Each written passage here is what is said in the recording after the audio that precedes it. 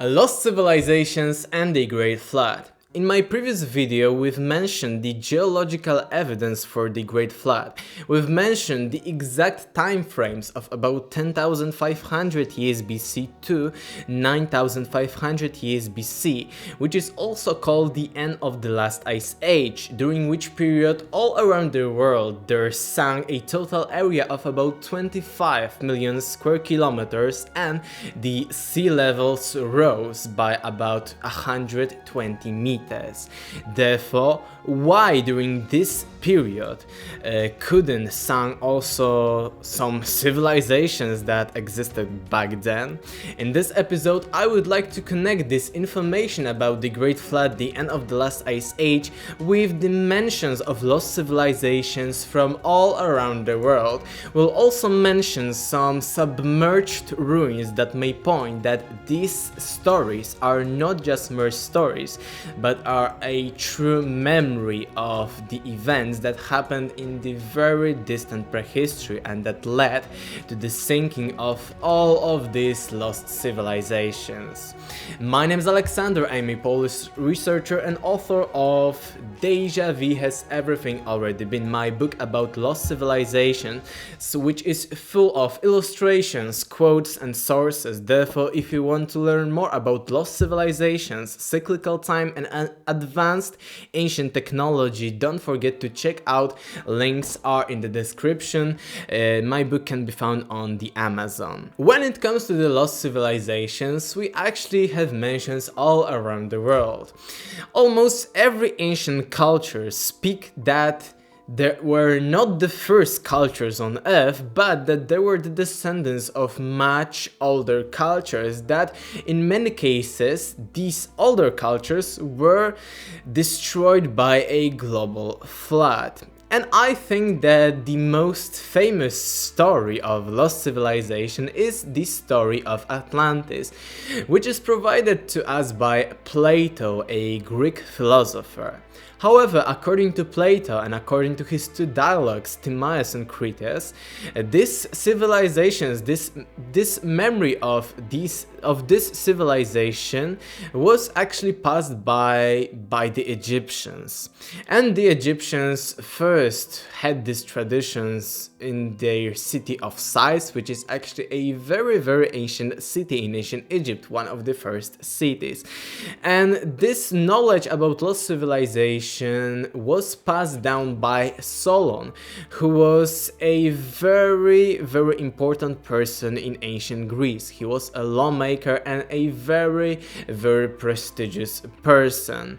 And Solon actually wanted to publish a dialogue about Atlantis, which was passed to him by the Egyptians. However, he couldn't do that because of some political situations. And this knowledge was handed down by Solon, and it happened to be in the hands of Plato. And Plato describes Atlantis as being a land that existed 9,000 years before Solon, and Solon lived about 600 to 500 years BC. Therefore, the Atlantis existed about 9,600 years BC. And Atlantis, according to Plato, was located somewhere beyond the Pillars of Hercules. And the Pillars of Hercules is an ancient name for the Strait of Gibraltar. Therefore, the Atlantis must have been somewhere beyond the Mediterranean Sea. And of course, modern archaeologists totally disprove this thesis of Plato and say that it couldn't existed back then because 9,000 years before Solon was a deep prehistory in which humans lived as primitive hunter-gatherers. However, we have more and more evidence that point that during this very distant era, people were really advanced. And for instance, we've got the newly discovered Göbekli Tepe.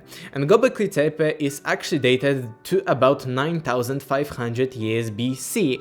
And Göbekli Tepe is a similar structure to Stonehenge. However, Göbekli Tepe has much more circles, these megalithic circles. And Göbekli Tepe is actually located in Turkey and proves that our ancestors in the very distant prehistory were much more advanced than it was thought by modern Egyptologists, by modern historians, by modern archaeologists. However, Plato isn't the only one person who speaks about lost civilizations of the very deep prehistory.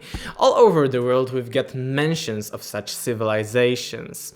And for instance in India, in the Tamil nation, we've got mentions of previous Sangams, and Sangams were previous civilizations, and according to them one Sangam sank about 9500 years BC. So as we see, this sinking of the Sangam coincides with the date of the Plato's Atlantis, which existed about 9600 years BC and suddenly disappeared due to a global catastrophe. And as we see, both of these dates coincide also with the mentioned Great Flood and with the end of the last ice age, which happened roughly between 10,500 years BC and 9,500 years BC. So as we say again, these dates that are mentioned in the ancient texts are really coinciding with the end of the last ice age, with the sudden melting of the waters, and in those texts we've got mentions that these civilizations actually sank. So I think that it cannot be a coincidence, and I think that it points to the real civilizations of a very deep prehistory that existed, let's say, about 10,000 years BC and that sank about 9,500 years BC at the end of the last ice age. We've got plenty of other myths, texts and stories about which I will speak in my different videos, therefore don't forget to subscribe to my channel for much more content, and about which I write extensively in my book Deja Vu Has Everything Already Been. However, now I want also to mention the submerged ruins, which can be found all over the world, which may prove that these stories are not just a coincidence, are not just mere fantasies of our ancestors, but are a true memory of long lost and forgotten civilizations, of a long lost and forgotten cultures. And actually all over the world we've got plenty of evidence for their existence. As I mentioned, we've got Göbekli Tepe, which is very old and proves that civilization may be much older. We've got, for instance, the water erosion around the Great Sphinx in Giza, which may point that the Great Sphinx may be much older than that. We've got some theories that the pyramids in Giza are about 10,500 years BC old.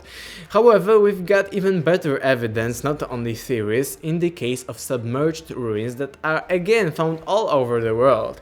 We find them off the southern coast of India, and these ruins were really carefully studied by archaeologists, and they most probably date back to before the end of the last ice age, during which time these sea levels were much lower, because the water that is now in the oceans was back then hidden in the glaciers. And these ruins are actually all over the southern coast of India, and they are greatly described by researcher Graham Hancock in his books. I highly recommend them. And the same ruins can be found, for instance, nearby Bahamas and nearby Cuba. And for instance, nearby Bahamas we've got the so-called Bimini Road, which looks like literally a megalithic road. And this road, according to some geologists, is just a natural formation, and according to some geologists it is actually a man-made formation. And because it is very deep down submerged in the ocean, it is very hard by now to just see if it is, and to prove if it is really of man-made origin or is it really natural. Therefore it is actually not proven to be either this way or this way. However, it again dates back to about 10,000 11,000 years BC, which in my opinion isn't a mere coincidence. Also in the Mediterranean or off the coast of Portugal, we've got the like trails that go straight into the ocean.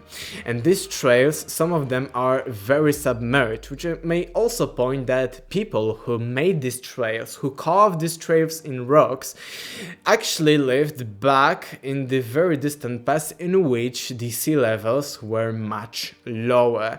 And these trails can be found in many also other regions, for instance in the Andes, which is very interesting and which may point that these cultures were of global origin. We've got many other submerged ruins, for instance of the coast of Azores, and these ruins, when looked on the radar, really look like some pyramids or some true megalithic structures.